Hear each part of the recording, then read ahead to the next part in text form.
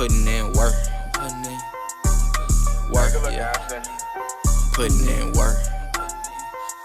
I thank God for the favor when the money come. Half for the time, tax fees, and sufficient funds. What I gotta do to get ahead. I'm on to something. What I gotta do to get. Welcome to the Modest Sports Show, home of your college athletes, where we're player-led and player-focused. I'm Corey, and today, we have a very, very, very special guest, man. A very special guest.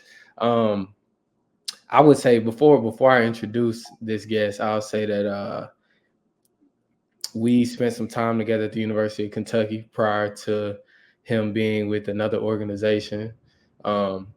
This individual, he definitely meant a lot to me in my time in Lexington.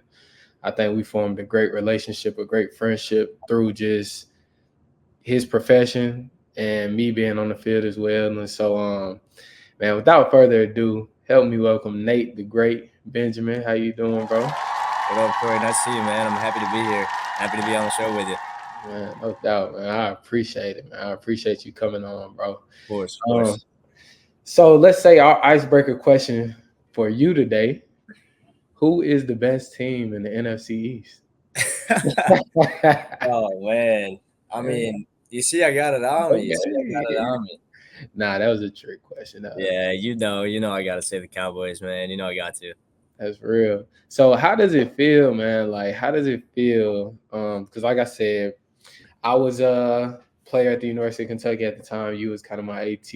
Yep. So like, how does it feel now having taken that step up and being in the big leagues? It's crazy. You know, it's similar in a lot of ways, different in a lot of ways. It's it's kind of a dream come true for me. This has always been what I wanted to do. You know, as soon as I knew I wanted to be an AT, like the NFL was my goal. Like I've been working for this for God knows how many years, but it's cool. It's kind of surreal in a way. You know, you walk into the building every day and you got the star everywhere, and you get to put these clothes on every day. It's just it's nice to know that the work that I put in finally got me where I wanted to be. You know what I mean? Facts. But it's cool. It's cool. Okay.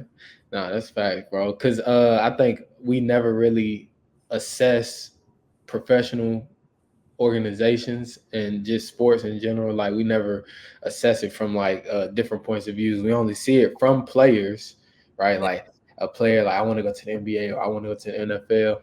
And so that's why this interview was very important for me to get with you, because you're the first, and we're still kind of in the beginner phases of our show at least. So you're like the first person that's been on this side of things, and that is like in the training room. So I look forward to the perspective we're gonna gain from you today.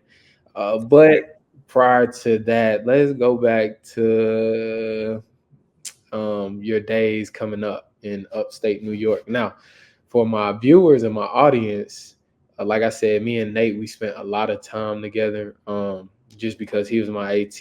But so I know a lot. I won't say I know a lot. I know pretty moderate amount about Nate, but I just want to go deeper into that, man. So like, what was life like growing up for you in upstate New York? And what was that like? Yeah, I mean, I'm sure very different from what you grew up in down in Bama, but it was cold, cold for sure. It was different. We spent a lot of time, playing sports. That was our big thing. It was always, like, let's go play outside. Let's, play some pickup football, pickup basketball, things like that. And I mean, once we got into middle school, high school, sports pretty competitive. We would have travel leagues, all that stuff. But, my family was never big on the travel leagues, things like that. They were like, academics is your thing. You got to do academics. So, growing up, I was always, my two big things was like, it was school and it was sports. It wasn't football until my senior year of high school. My mom finally let me play. She would never let me play because she was afraid I was going to get injured. Yeah. So, I was always a fan growing up. I was a big Steelers fan growing up because the New York teams were terrible when I was a kid. But, once I finally got that chance, it just brought everything to a whole new level, man. And I played for a year, and then, once I graduated high school, I actually stayed at home for my first 2 years, and I went to a state school. That's where I grew up, All basically. right. And it was cool. I didn't play any sports. It was more of I got family stuff going on. I got to stay here. I got to be local, so I can be there for my siblings, for my parents. Okay. But after a couple of years, I was like, no, like this isn't for me anymore. So I Yeah. I transferred out to a smaller school, still in New York, but about an hour away. And there I got the opportunity to play football again, and actually ran track too. And my first training camp with football, I got injured. I tore a ligament in my thumb, and that was the first time that I ever met an athletic trainer in my whole life. Okay. So once I met the athletic trainer, I realized like, oh, this is what I've been missing. Like, this is what I want. This is what I want to do. Okay. That was kind of like the catapult moment for me of like, now I know what I'm working towards. So Right. once that happened, I started looking at grad programs and stuff, and took me to Delaware, which I loved my time there. And then from Delaware, I went to Kentucky, where I met you, Yeah. had a good 2 years, and now I'm here. So, I guess like, what was it about? You say you dealt with an injury, tearing that ligament in your thumb. What was it about? I guess having going in the training room that made you like, this is what I'm missing. This is kind of what I feel my calling is. Yeah.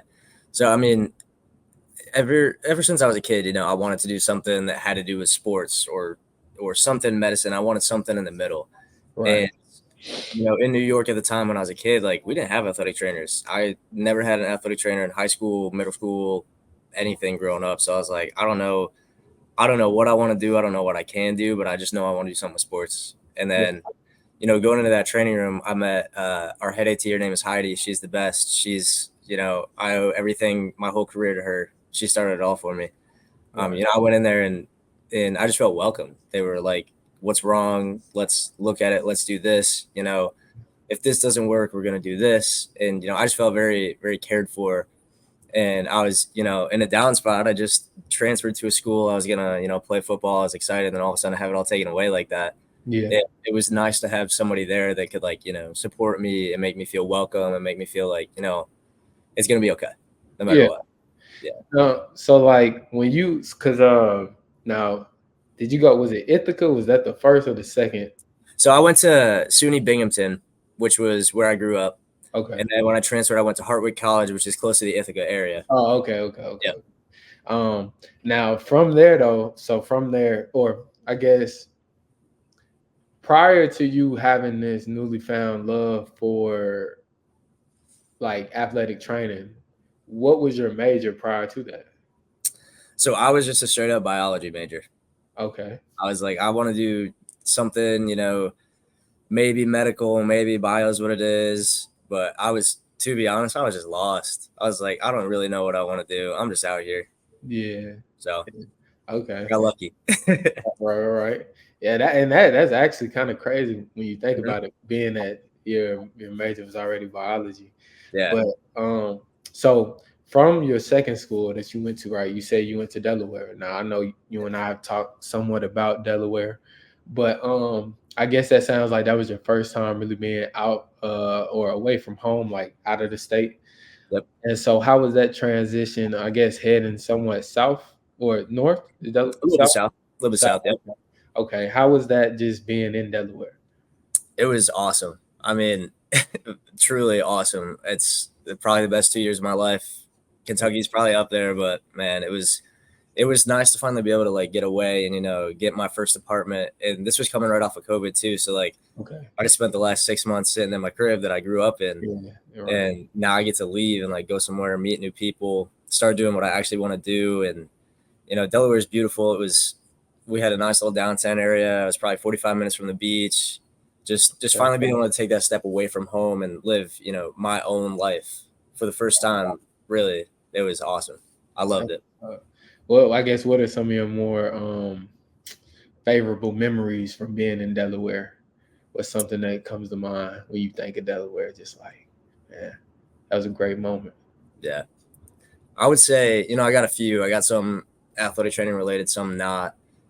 I'd say probably first one that I can think of is, football. I did my football rotation in the spring of my first year. which we had a spring season because of COVID. They wouldn't let us play in the fall.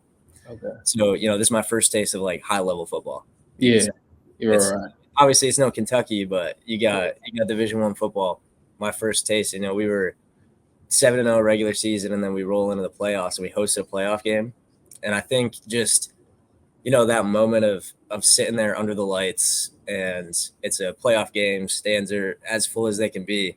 Yeah. And just like sitting there kind of being like, wow, like this is it. Like this is cool as hell. Finally about. That's one that sticks out a lot. Okay. Man, that's amazing. That's amazing. Because I imagine like football in the North, like I get because actually I had a guest on my show, Isaiah Ambrose. He plays at Lafayette College in Easton, Pennsylvania. Yeah. And so we talked about that, just kind of like hint, because he's from Alabama also. So we talked about the culture shift, I guess, from going somewhere where football is like very important, to like up north where you all are a little bit focused in some other areas. And so I guess is that an accurate statement? Is that something that you would second? Very accurate statement. It's if you look at just what college football teams we got in the Northeast in general, not even just New York, and then you compare it to what y'all got down there. Yeah. It's night and day, man. We got if you're picking like college teams in the Northeast, you got what? Syracuse, Penn State. Yeah, if you go down, you get Penn State a little bit. Okay. And it's just it's a different mentality. Like growing up, I never watched college football. I'll be the first to say it. I never watched college football growing up because we had nobody to root for. Like I could be a Syracuse fan, but I'm not really watching high level football, unfortunately. So it was always NFL for us. And then, I think my biggest culture shock was coming out of Kentucky. And it's my first like taste of college football, and it's real college football. It's SEC. And everybody's so passionate. Everybody's so into it. Like you got people driving from 3-4 hours away for a Kentucky game day against like some small school. Right. They live for it. And that was so new to me and so cool. I mean, just to see that support and see that everybody loves like your hometown team, basically. Yeah. That is just completely different ballgame up there. Yeah, for sure. Yeah. So upon leaving Delaware, Kentucky was your next stop. Yes. Yeah. Okay. And so I think at Kentucky, I want to say, because I got there fall camp of 2022, or like right after fall camp. Mm-hmm. And I want to say you got there May of 22. Yep. It was the end of May, beginning of June. Okay. So how did that opportunity reveal itself? What were some relationships that you had that you were able to make that happen? And, what was that like coming into that opportunity? Yeah. So again, I'm a big believer of, everything happens for a reason. You got to take every little moment that you get could be the moment that you need. So when I got to Delaware, our program director, his name was Dr. Kaminsky. He's one of my biggest mentors, I would say. And, from the moment that I got there, he took me under his wing. He's like, we're going to get you where you want to go, this and that. He's the one that got me to Seattle for my first internship with the Seahawks. Okay. And I remember exactly, it was my second year. I was walking into class, sitting there, and he sent out an email. He's like, hey, I just got this email from one of our former grads, like if anybody's interested. So I look at it, and it's like, hey, this is Evan. I'm the senior AT with the Kentucky football team. We're looking for a fellow for next year. And me, I'm in the process of sending out all my NFL applications because I wanted to go straight to the NFL after Delaware. Okay. And I looked at it and I was like, Kentucky? That's crazy. But, I sat there and thought about it, and I was like, you know what, let me just put an application in and see kind of, see if it's something that maybe would pop up for me. And then, Evan ended up calling me, and he was like, hey, I just want to talk to you about the position and everything. We talked about it. I ended up interviewing, and they offered it to me, and they offered me the football position. Okay. And I said, I'm there. Like there's the NFL would be cool, but, I haven't heard anything yet. I don't really want to wait too long. So I was like, you know what? I'm there. Never been to Kentucky, but I'm gonna show up.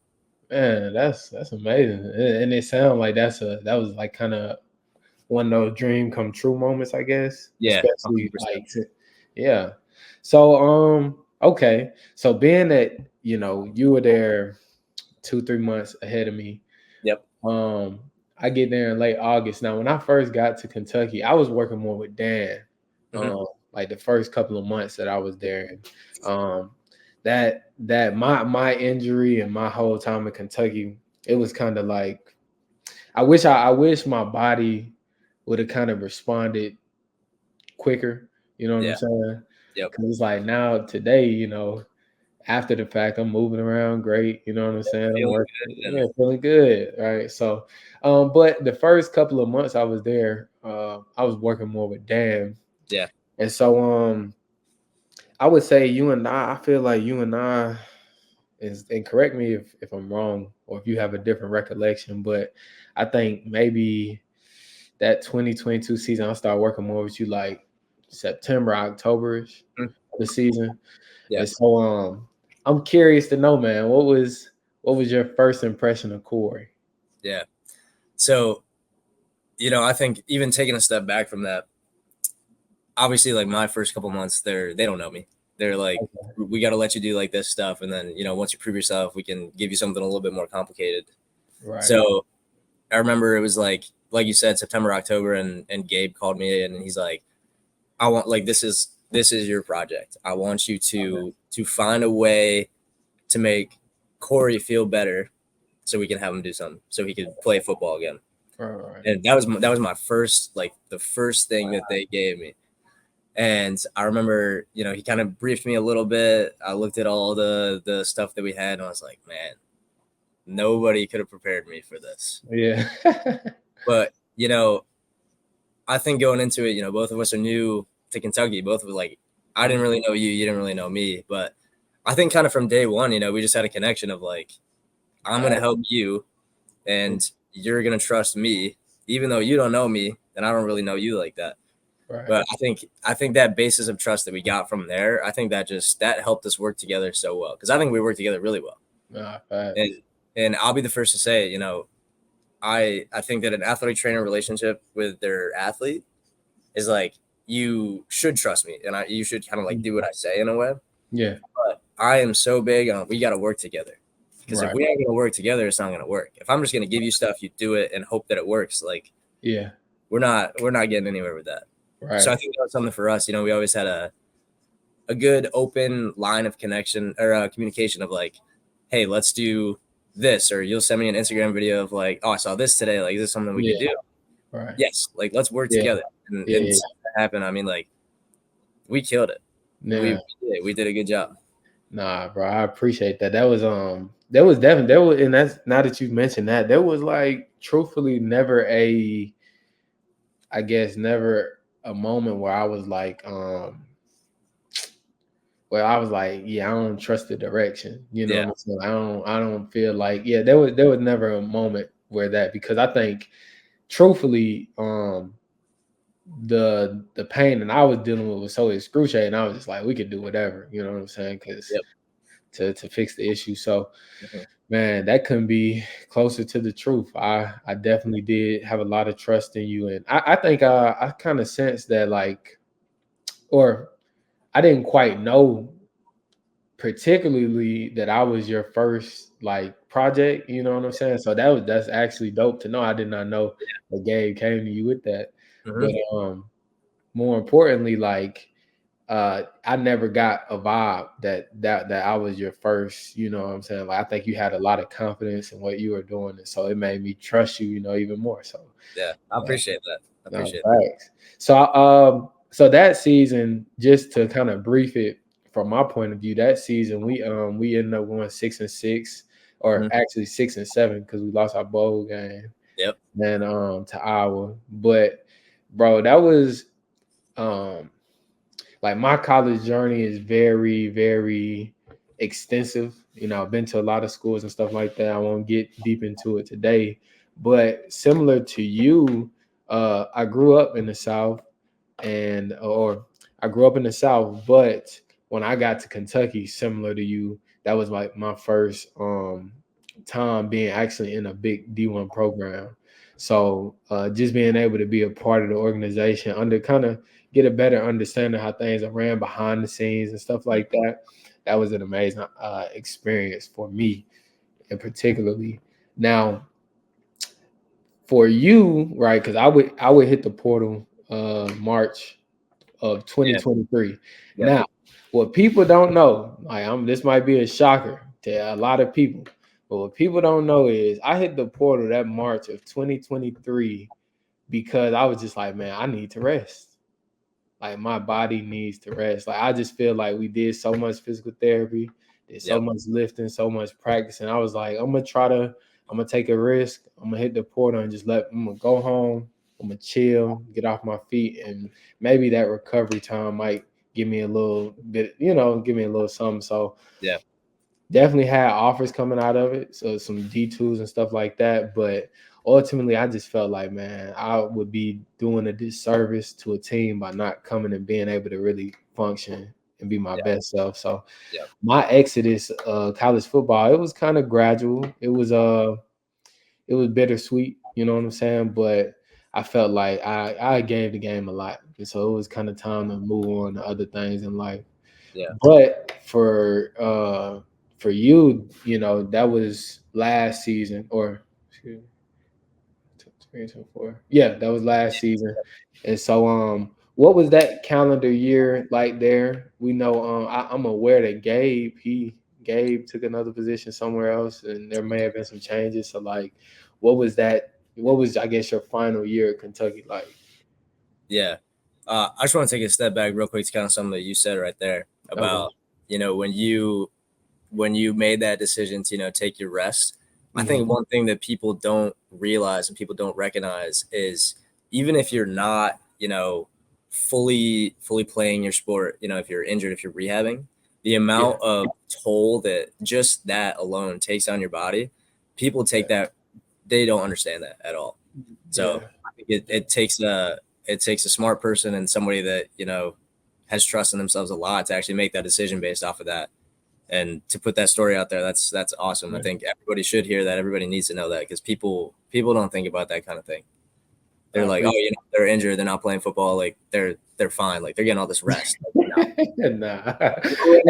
With us in the weight room with us, like you would know, there's no rest to it. Man, and I was mistaken too because I'm like, they like, yeah, you got to do something, And so I was just like, just had to make that decision. But I appreciate that, Nate. Yeah, absolutely.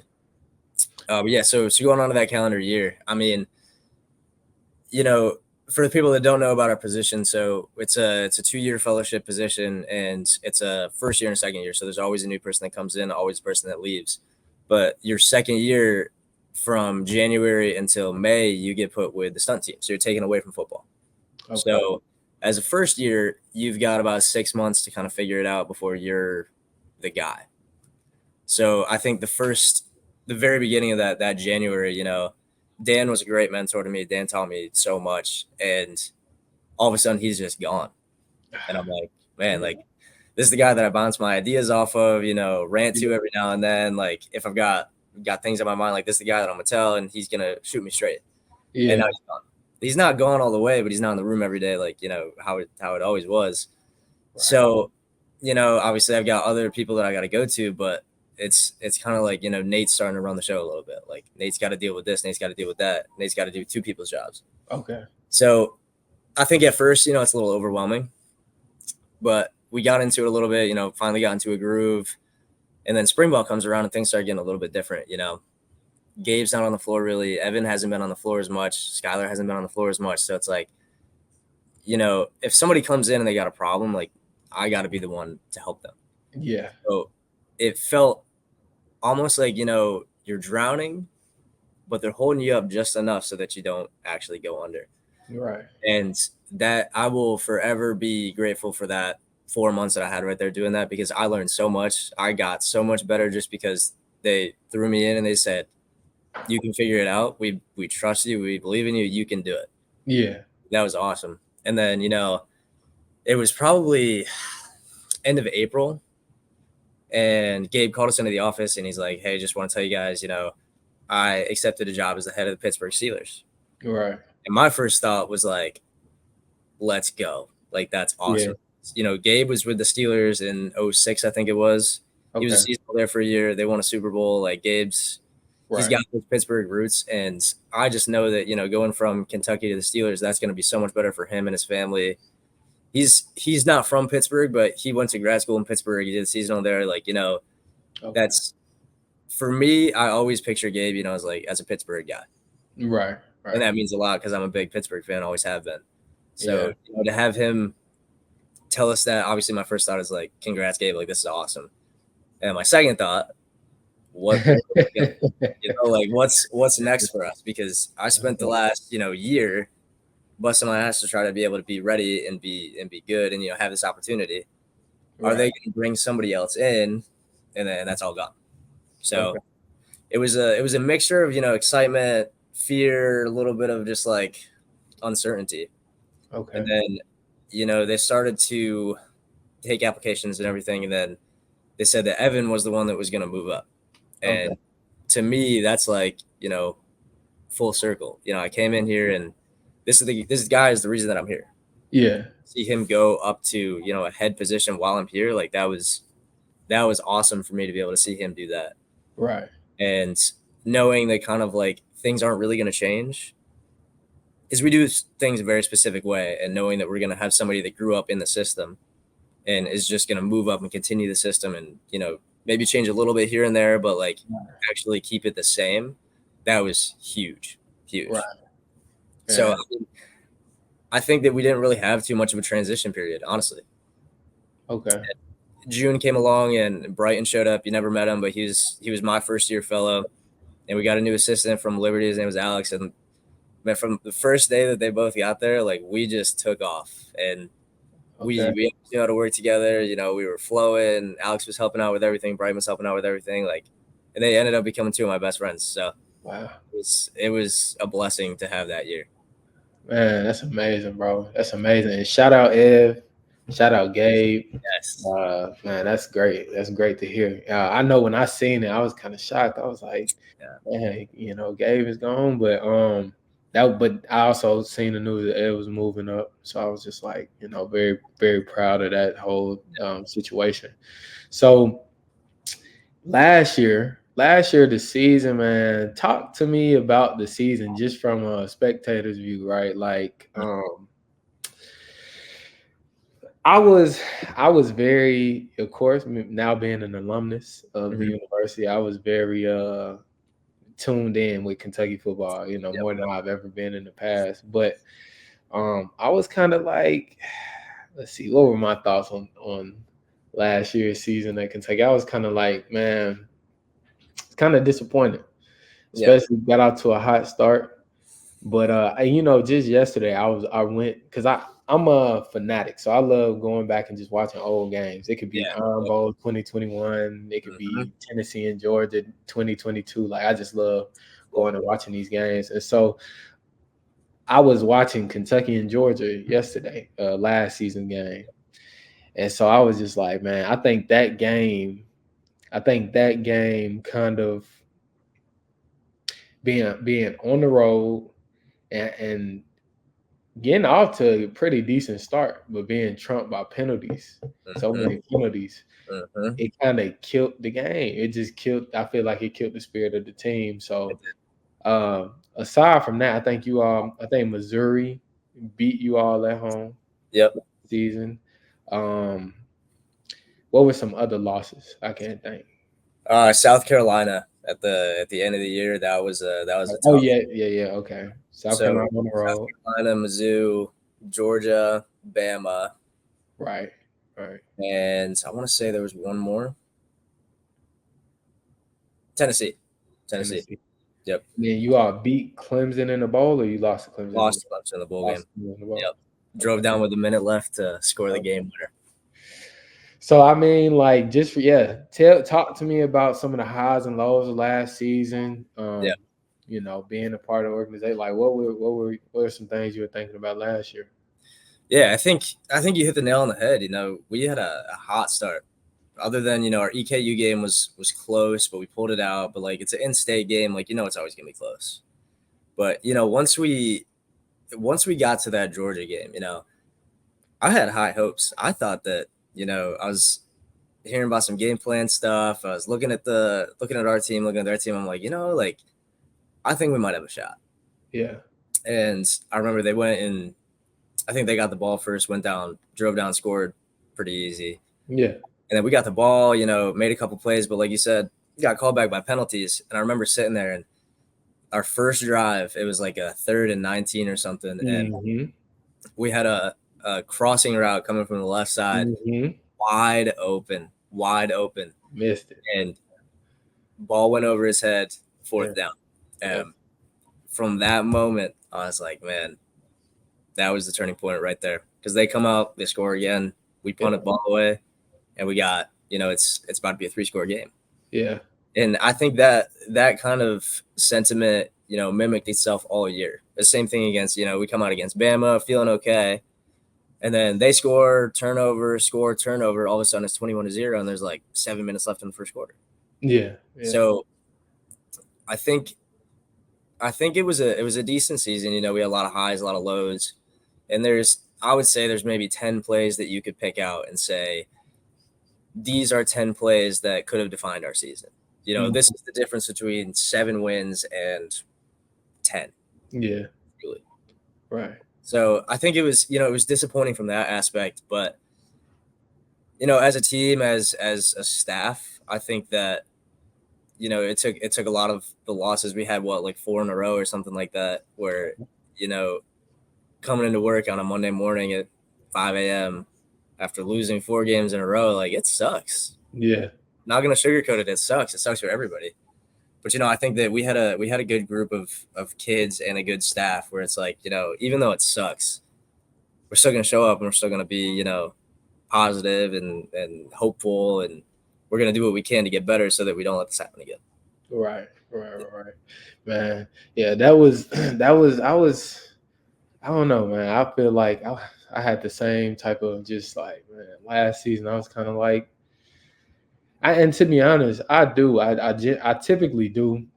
Now, since the format is gone and everything is just top to bottom, but prior to this season, before bringing Texas, Oklahoma in the conference, I was kind of like, man, I expect a lot more from teams out of the East. Yeah. Just because of strength of schedule. So, yeah. The same way. Yeah. So, all right. So, last season wasn't the best season, but you're going into this spring. We get it was a certificate, am I right? Yep. I think you corrected me on that. Okay. So we get a post-grad certificate that we've been working towards. Yep. And so what was this spring, or how has this spring been like for you? Like just kind of closing a book on Kentucky and things of that nature. Yeah. So like I said, as you get into your second year, once you get to that January, you kind of get ripped from football and you get thrown into this new sport. It's called stunt. It's, a simple way to explain it is like, it's a mixture of, kind of gymnastics, cheer, it's this and that. So I go into this, I don't know a damn thing about stunt. I know nothing. So I remember I walk in there first day, they're practicing and they just start throwing these girls like 20, 30 feet in the air and catching them. I'm like, I got to do this. It's like, and they give you the opportunity where it's just you running the show. Like I don't have an Evan. I don't have a Skylar. I don't have a Gabe. Like it's just me. I have a supervisor, but he's not really involved. So it's like, if I have questions, I could go to him. But other than that, it's just me on the daily. And, thankfully I had a master's student from Bellarmine. Her name is Jordan. She was great. And, she was a former athlete on the team actually. Okay. So she, was probably the biggest help in coming in there and trying to gain the trust of these athletes. Because it's obviously it's different as a guy walking into a football facility to try to gain the trust of your athletes. There's common ground there. Right. But when you're a guy going into a female sport that, nobody knows you, they're going to be super hesitant to have any sort of trust in you. Okay. So I think having her around who, she knows some of the people on the team, she's been on the team, she's got that connection and she's my student, kind of helped me get that, extra connection of like, okay, like maybe this guy's all right. So we can try. Okay. So going through the spring, I mean, it was a huge learning experience. We had a lot of good days, a lot of bad days, but it was my first time to kind of like, flex my athletic training muscles on my own. Right. And I learned so much. I had a blast. I never thought that I was going to enjoy it the way that I did, but it was a really good time. So we finished up in like mid-April-ish, and we were number 2 in the country for D1. So got to work a national championship, which was cool. Right. And, I think that watching the growth from the beginning of their season to the end was just unreal. And they got so much better. They did so well. And I'll be a stunt fan for life now. It's just, but after we finished, there was obviously like a couple loose ends to tie up, and going back to help out with football a little bit, getting to spend some time with my guys back there. And I think that last, like, maybe 2 weeks was really just like the icing on the cake of, we made it through Kentucky. This is it. Like, enjoy the last couple weeks, and then out the door. So, So, let's see. So like when you were working with stunt, right? What were some of the aside from the gender aspect, what were some of the more blaring differences? Like, I guess when it comes to recovery or coming up with treatment plans for individual athletes, Yeah, way different. It's like night and day.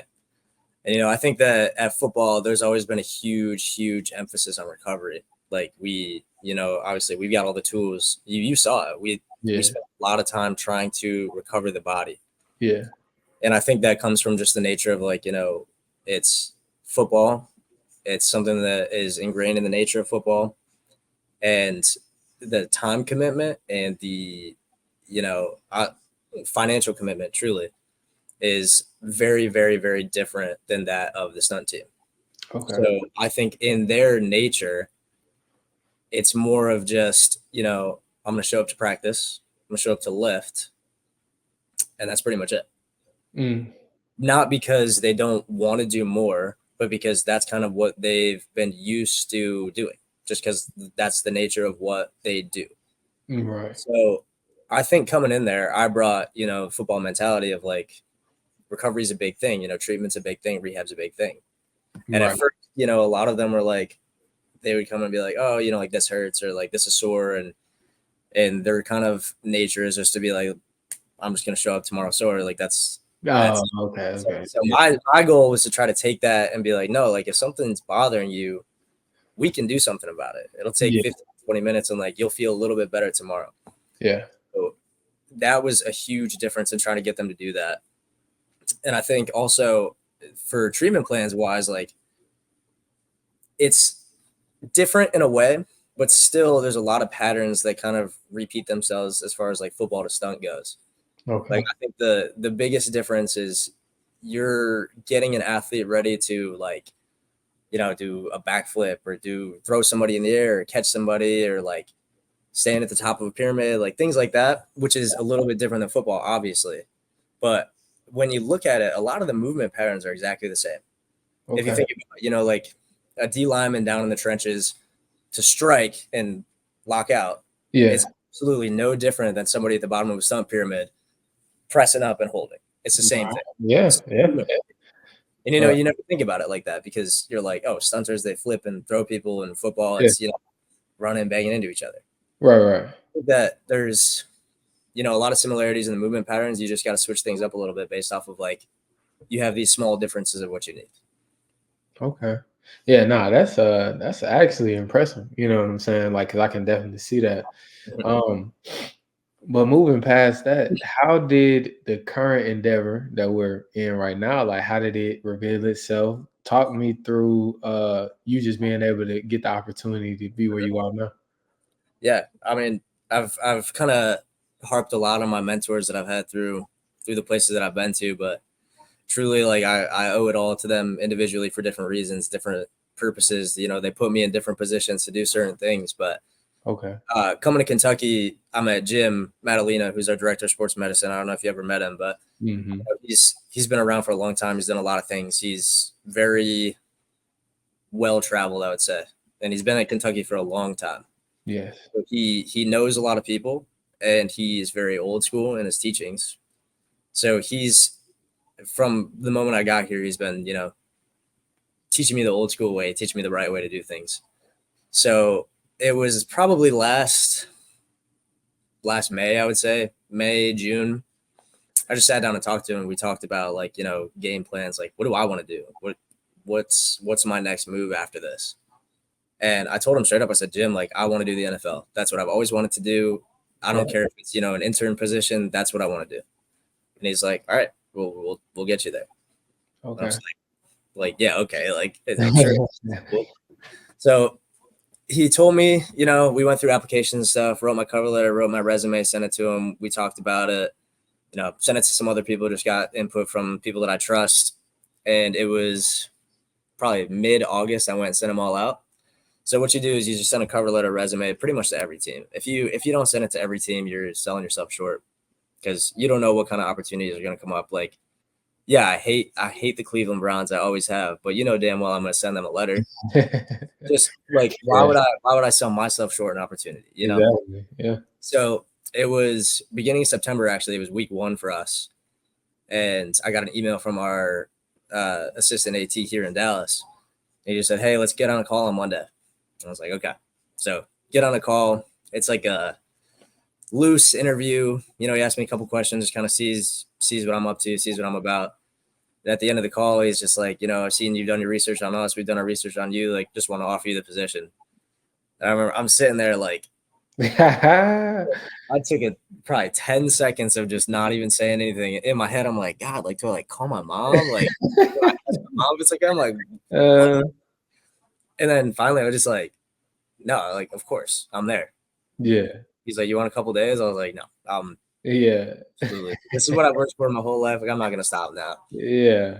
Because if you don't take the opportunity when it's given to you, when are you going to get it again?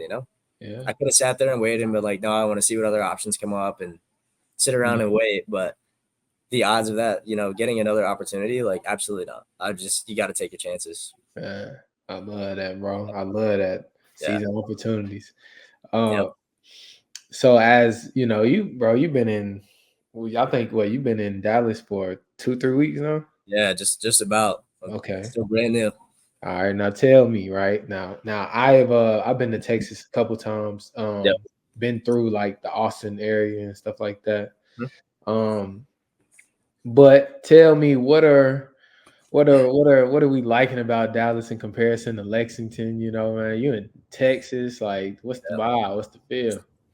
Man, it's different in some ways, similar in some ways. I mean, the biggest thing is like Lexington is a city, but it's not that big. Like, you've seen it, it's not that big. Yeah. So I've been living, the facility here is actually in Frisco, which is about 45 minutes north of Dallas. Okay. So Frisco is basically Lexington in a way, I would say. And instead of everything being centered around like UK, it's centered around the Cowboys facility. Mm-hmm. We got the indoor here. We got all of the restaurants, bars, shops, and everything are all close to here. Okay. And then you go down to Dallas, and Dallas is just massive. Mm-hmm. Massive. Right. So I haven't even really been down there too much. I went down there like once or twice, but I think the biggest thing is like the availability of like events and things.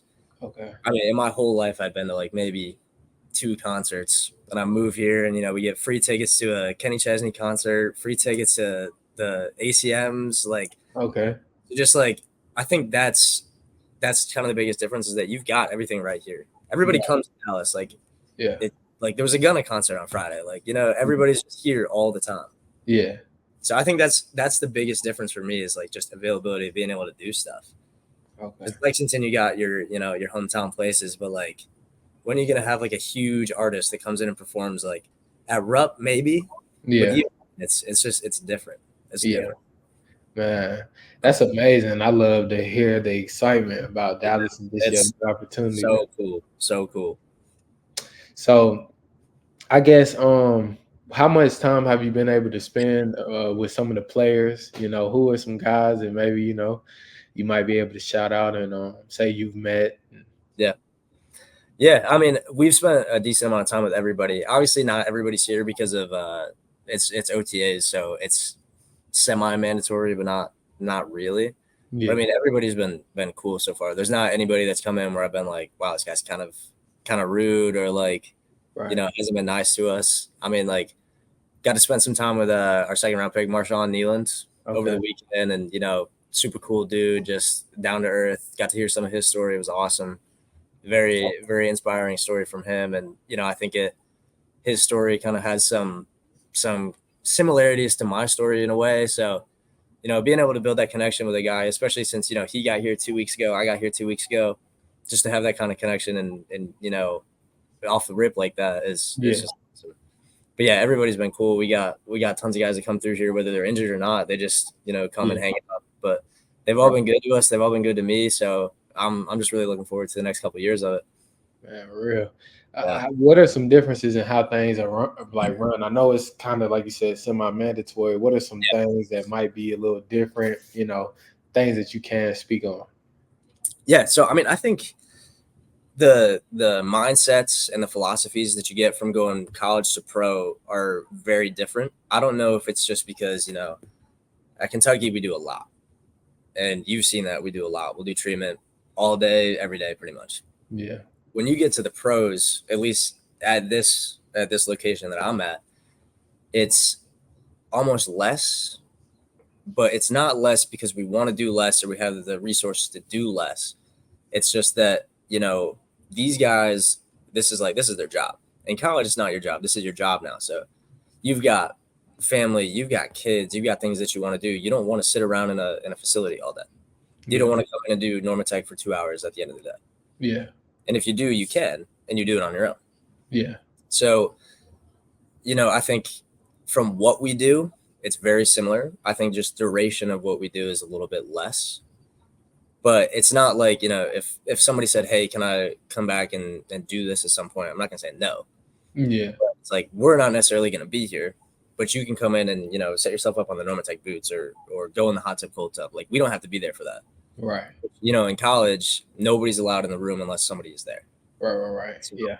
Okay. I think that's kind of the difference right there. As far as like, practice intensity and lift and everything, it's been basically on par with college. Okay. Yeah. Okay. But we've only been doing OTAs, so right. It's like it's helmets only. You're not like really getting into it, but yeah. We're gonna see as the season comes. Yeah. Okay. Man, to be honest, Nate, bro, I appreciate you for coming on the show. I'm really trying to think, man, because I don't want to leave any stone unturned. Like, hey, you got it. Open book. We got to bring you on for a part 2, man. We're gonna bring you on for a part. Got to. Especially after like, yeah. Say that again. I'm sorry.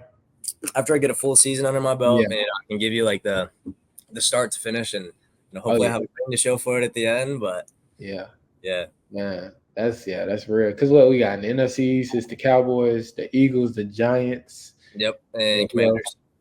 The Commanders, Washington. Okay. Yeah. I mean, it's kind of the same script every year. It's gonna be y'all and the Eagles. So I'm saying. So I think we got a good shot this year. I think we do. Okay. Nice to have Zeke back and get the Zeke Dak connection back again. Yeah. I think it's gonna be good. Okay. Well, we're looking forward to it, bro. Before we get off, is there anything, man, just over your journey that you've learned that you would like to give, not necessarily just younger athletes, but younger ATs who will be in the audience, Yeah, I mean, probably two big things I've learned is you gotta live in the moment and enjoy the moment. I know that sounds cliche, but like, I remember thinking back to my days of like, I'm playing football and I go to practice and I'm like, man, I'm tired, I'm hurting, I got other things I got to do, I got homework. And then looking back on it now, I'm like, man, I wish I could have just sat there and said, I'm excited to go to practice. I'm going to go out there for 2 hours, have a good time, like enjoy it, because once it's done, it's done. Yeah. Whether you finish after high school or whether you finish after college or whether you have 10 years in the pros, it doesn't matter how long you're doing it for. Once you're done, you're going to look back and say, man, I wish I enjoyed this moment more. Right. So just, I think it's important to take that time take that moment of just like soak it in a little bit. It doesn't have to be all the time, but just like take your moments here and there and just be like, this is it. Like, I'm doing what I love and I'm not going to have this forever. So let me enjoy it right now. Right. And then as far as, from a professional standpoint, I would say make your connections, meet people, and just be yourself, find the people that you need to know, because that's ultimately what's going to take you where you want to go. You can work as hard as you want, but if you push everybody away and you try to do it solo, you're not going to go anywhere. You got to have trust in others. You got to find the people that you need and find the people that you like, and use your whole network to be able to find what you want. And when you get there, pay it back. The people that helped you get there, pay them back. Yeah. Take somebody under your wing. Find somebody that's young that doesn't know what they want or doesn't know how to go about it. Help them. There's not enough time in this world for us to kind of just do things for ourselves and I'm gonna bust ass, get somewhere, but not help anybody else out. Like, there's no time for that. Right. We gotta all help each other out. Man, Nate the Great, ladies and gentlemen, man. I appreciate you for coming on, bro. You all be sure to like, comment, subscribe, and just be on the lookout for more interviews. Can't thank you enough, bro. I appreciate you having me on, man. I love this. Big fan of the show. I can't wait to see what's coming, man. You're doing big things. For sure. And we're done. So, Nate, I'm gonna get you to do this real quick. Gotcha. I'm going to